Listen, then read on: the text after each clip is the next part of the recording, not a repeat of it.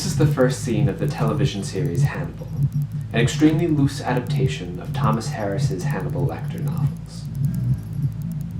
Here we see the show's protagonist, Will Graham, reconstructing a crime scene in his mind and eventually imagining himself as the killer. It's a jarring start, having the first thing we see in the narrative be our hero butchering innocent people, even if it's him just simulating it to solve a crime. You see, Will can, essentially, get into the mind of anyone. This is my design. Given the right evidence, and imagine himself as that person. This ability to take on the personalities of the most damaged and the most reprehensible is what sets Will apart from the rest of society. More significantly, perhaps, this ability leaves him open to the influence of a dark and unimaginable other, some entity that might start to further remove Will from society, this world of mundanity, utility, and commonly accepted morality. From the aesthetics of this first scene alone, we get a sense of the latent Gothic horror in the show. I've always been struck by the title sequence in the first episode of Hannibal. Note the color palette change, the classic title font, the mundane environment. The Gothic is put aside for a moment with this change in aesthetics. We find ourselves back in a more comfortable, recognizable world. However, the Gothic will not stay down for long. Indeed, it will grow more and more powerful. What this show ultimately does is take that tension between a more recognizably realist world and the world of Gothic horror, and sends us on a journey from one to the other. We follow Will Graham as he is drawn in and in by a Gothic creature, the cannibal Hannibal Lecter, from a recognizable non-Gothic world Will doesn't entirely fit into, to a Gothic world that, at least initially, repulses him. It bears no small similarity to one of the great Gothic romances, the pre-Dracula vampire story, Carmilla. Carmilla opens with a young girl named Laura, who lives on a remote estate in Austria. She will be drawn from the familiar, her patriarchal, Christian-centered world, and, like Will Graham, thrust towards something quite other. As a child, Laura had strange dreams. She recounts, "I saw a solemn but very pretty face looking at me from the side of the bed. It was that of a young lady who was kneeling with her hands under the coverlet. I looked at her with a kind of pleased wonder and ceased whimpering. She caressed me with her hands and lay down beside me on the bed and drew me towards her, smiling. I felt immediately delightfully soothed and fell asleep again. I was wakened by a sensation as if 2 needles ran into my breast very deep at the same moment, and I cried loudly. The lady started back with her eyes fixed on me, and then slipped down upon the floor and, as I thought, hid herself under the bed." Laura is scared of, but entranced by this beautiful face. A face we will later find is that of Carmilla, a vampire who will, years later, in Laura's adolescence, find her way to Laura's house, where she and Laura become fast friends. Much like the first scene of Hannibal, this dream sequence, with its mysterious figure entrancing and assaulting our main character before disappearing under her bed, gives the story's beginning a sense of Gothic horror.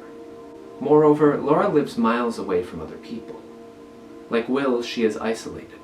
Her house is surrounded by strange but beautiful scenery, punctuated by picturesque bridges and ruined Gothic towers. There is a latent Gothic horror, it seems, that surrounds Laura's world, a Gothic that will later be accentuated by the vampiric Carmilla. However, in both stories, these violent, seemingly horrifying Gothic forces, at least initially, seem to be contained. In Laura's case, the Gothic is contained by the way in which her father has framed their existence in Austria.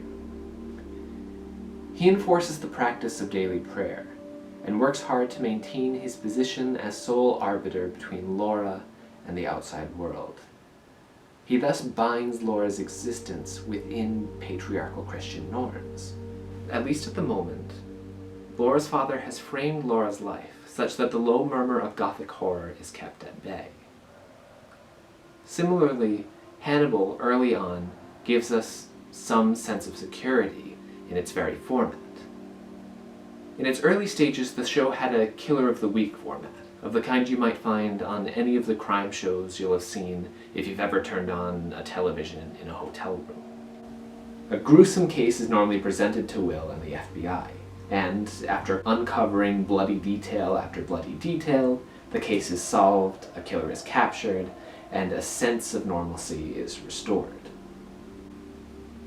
There is a threatening Gothic presence constantly at work throughout the show, but it is held at arm's length by the structure, which ostensibly allows Will and us to engage with the horrific, and then step back from it when that horror is put behind legal bars. We end up, like Will at his desk, back in a sort of comfortable reality, ready to begin again after our brief touches with something other. The world of rationality, mundanity, and law and order seems to effectively contain the Gothic world we were exposed to in the show's first scene. This complacency that we are allowed in each of these stories is a thinly disguised illusion, though. In the context of the show, that normalcy is fleeting. Dr. Lecter is constantly manipulating Will, pulling him into this Gothic world, much as Laura begins being pulled into it by the vampire Carmilla. In both stories, we continually stagger toward that Gothic world. Compare that first title screen from Hannibal to the beginning of Hannibal Season 3, where we're more fully thrust into Hannibal's world, where the narrative focuses more on beautiful imagery than linear storytelling, where much of the concern of the narrative is on sensation and aesthetics, rather than Season 1 where we were so concerned with solving murders. This is the general trajectory we are moving on, from the title screen of Hannibal's opening at the FBI, in a center of law and order, to this violently beautiful world, where aesthetics, not morality, drive action. This is much like the trajectory of Carmilla, where we find ourselves on a path from the relative security of realism to the vampiric, Gothic world of Carmilla herself. While the world Laura knows at the beginning of her narrative values Christianity, patriarchal authority figures, and natural distinctions such as the line between life and death, Carmilla disdains Christianity, bows to no patriarchal authority figure, and her very existence blurs the line between life and death. How then do we get from point A to B? In each case, the monster preys on the narrator's sympathies, drawing them half coercively, half willingly into the dark. Laura is drawn irresistibly to Carmilla. The relationship does begin to feel like something other than platonic. They kiss and caress, remarking on each other's beauty, Carmilla regularly proclaiming her love in fits of ecstatic passion. Now, Carmilla's passion does alarm Laura, but it also draws Laura in. Early on, Laura says, "The sense of attraction immensely prevailed. She interested and won me." This mutual sexual attraction helps to pave the way for Laura towards Carmilla's world, even as Carmilla feeds on Laura's blood, likely leading her to death and subsequent vampirism. Thus, Carmilla is leading Laura mentally and physically towards her own Gothic world, where Laura's world is repressive. With Carmilla, she is able to express a sexuality that would seem monstrous in the patriarchal norms of her society. The Gothic in these stories, then, is not just a force that comes and abducts our protagonists. We cannot ignore the beauty of the Gothic as presented by Carmilla and Dr. Lecter. This beauty offers a kind of alternative to the isolation and mundanity of these characters' lives. despite the way she's mystified by Carmilla and Carmilla's actions, Laura finds few answers and little authentic reassurance from her father. Indeed, a central aspect of Laura growing closer to this Gothic otherworld is her growing detachment from her father, the major authority figure in the story, the one who seems most emblematic of the world Laura has been brought up in. When presented with a picture dated 1698, which looks exactly like Carmilla, and should indicate to him that Carmilla is violating some natural laws about aging and death, he states, "Certainly, it is a wonderful likeness." But then he looks away, and to Laura's surprise, seemed but little struck by it. Laura is, of course, confused by her father's dismissal of this extraordinary thing, and the narrative from here on out does not much improve the state of understanding between daughter and father. This symbol of the world Laura firmly occupied at the beginning of the story becomes increasingly incomprehensible to her. And because the story is told from Laura's perspective, Laura's father is similarly incomprehensible to us. I think this tactic of sympathetically detaching us from Laura's father is central to the story. Indeed, through this manner of disrupting our sympathy to the mundane, relatable, ostensibly realist world, each work brings us along this trajectory towards a Gothic otherworld, allowing us to experience this journey alongside the characters who are actually on it. In Carmilla, our main exposure character-wise is to Laura, so the narrative sympathetically ties us mostly to her. However, we are also significantly tied to Carmilla. We get to witness Laura and Carmilla's tender moments together. We see Carmilla grow more and more attached to Laura. The narrative seems to work hard to give us a kind of secondary attachment to Carmilla. And as we've seen, this is not the case with Laura's father. In other vampire stories, despite the alluring nature of the vampiric menace, we often have characters who keep us sympathetically tied to a non-vampiric world.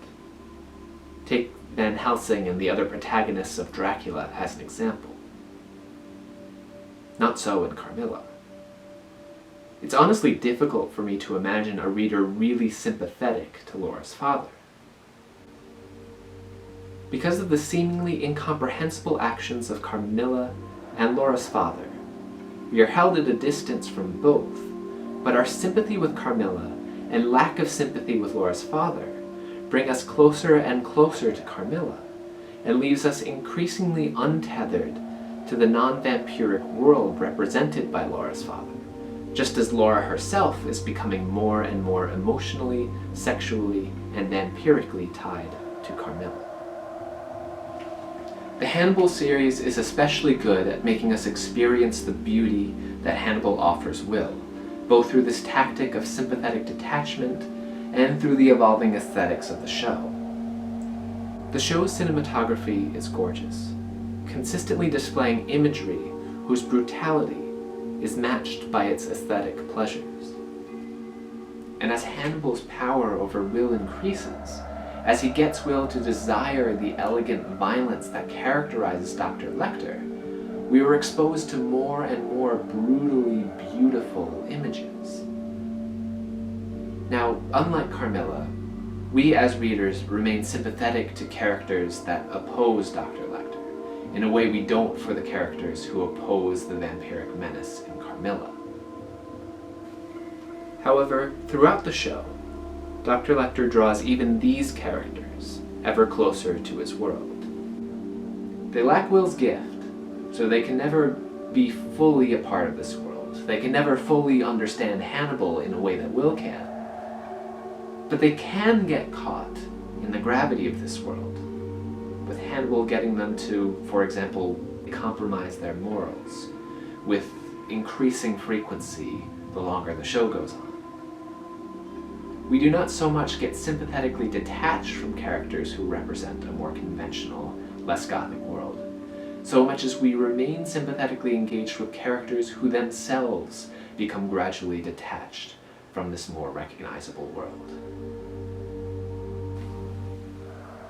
as we have little to attach us to the world of recognizable mundanity and conventional morality that we started in, we, like Will, become more and more immersed in the aesthetic world of Hannibal Lecter. And as Will begins to suspect reluctantly that Hannibal's world might be desirable, we can understand his rationale because we are allowed to feel this alongside Will. Even as we might morally object to Dr. Lecter's actions, we experience how this journey into Hannibal's world can be a desirable one because the journey into his world immerses us in beauty. I mean, just ask fans of the show and they'll rave to you about the beautiful composition of the show's murder scenes. It sounds weird, but it's completely understandable that one gets so caught up in this brutal beauty. We begin to slide into this world that Will increasingly finds himself in, with little to hold us to the more conventional, less Gothic world most of these characters started in. In this slide from one world to another, Will and Laura are both in the process of becoming something else. Carmilla says to Laura, "Girls are caterpillars while they live in this world, to be finally butterflies when the summer comes. But in the meantime, they are grubs and larvae, don't you see?" Implying that Laura is in the process of becoming born anew as a vampire, a form far more beautiful than her present grub-like state. Hannibal says something remarkably similar when he witnesses Will nearly shoot a defenseless man. I can feed the caterpillar. I can whisper through the chrysalis, but what hatches follows its own nature and is beyond me. Thus, Laura and Will both find themselves somewhat in between worlds, and they continue to be pulled in and in by Carmilla and Dr. Lecter, respectively. Each is encouraged to cross fully into this other world, and thus more fully into something new and beautiful. Both Will and Laura are hesitant to cross that line, though. Will continues to resist Dr. Lecter's influence, refusing to enter completely into Dr. Lecter's world. Where is he?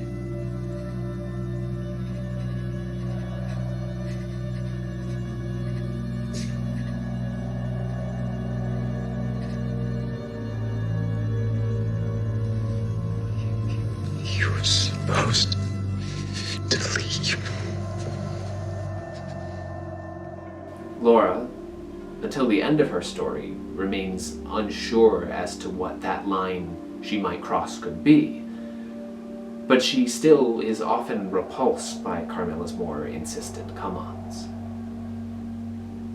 And yet, there's a kind of love they find in this Gothic other, which keeps them sliding towards that other possibility, finding themselves further and further from the realist world they thought they were in, even as they make intermittent attempts to crawl back.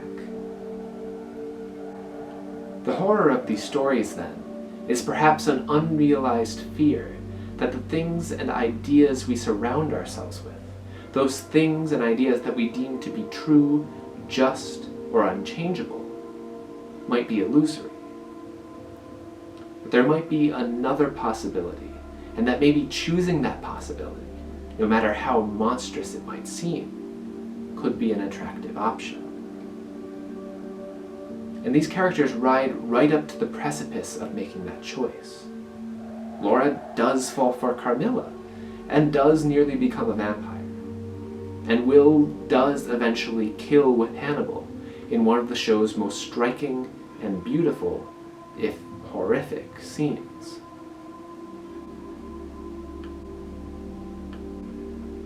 Here, Will embraces the Gothic, admitting that this blood he is bathed in is beautiful. He freely admits this beauty, embracing Hannibal and the Gothic world Hannibal represents. See, this is all I ever wanted for you, Will.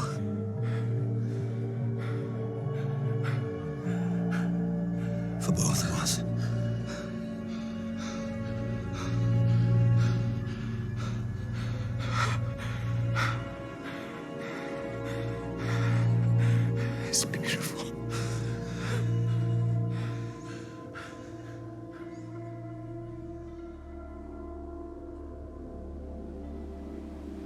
Now, before the end of each story, there is a final attempt to cordon off this Gothic otherworld. In Carmilla, Laura's father and a friend do discover Carmilla's vampiric nature and call in the authorities, who kill her as recorded in a report of the Imperial Commission with the signatures of all who were present at these proceedings attached in verification of the statement, which seems an absurdly official rendering of vampire-killing bureaucracy. The law, with all its lawful, mundane bureaucracy, has ostensibly contained the Gothic. This whole event is something Laura finds out about on her own. Her father, to the very end, seems determined to keep this secret from her. And Will does this. Will is seemingly pulled into this Gothic world and admits to what he has become and decides to end the threat posed by Hannibal, and now himself, forever. But the Gothic horror is never gone completely. In the last line of her tale, despite the fact that Carmilla seems to be dead and defeated, Laura states, "It was long before the terror of recent events subsided, and to this hour the image of Carmilla returns to memory with ambiguous alternations. Sometimes the playful, languid, beautiful girl, sometimes the writhing fiend. And often I have started from a reverie, fancying I hear the light step of Carmilla at the drawing room door."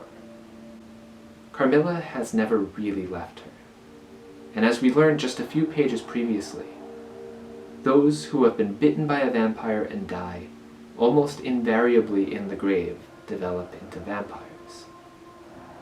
It seems at least a distinct possibility then, that Laura will come back alongside Carmilla's other victims.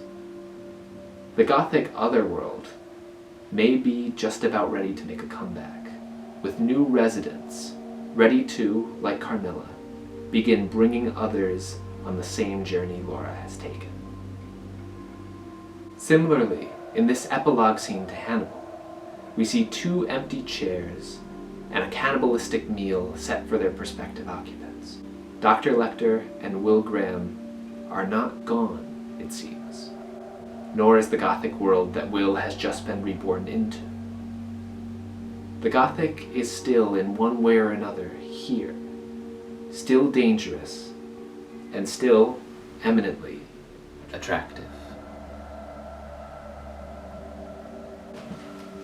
So that's the end. Thank you so much for watching. This is my first of these, so if you have any suggestions for how I can improve or any of that, I'd be happy to hear them, and so go ahead and leave them in the comments. And also, if you have any thoughts about these 2 stories or Gothic romances in general, I'd love to start a conversation about that. So yeah, thank you again, and I'll talk to you soon.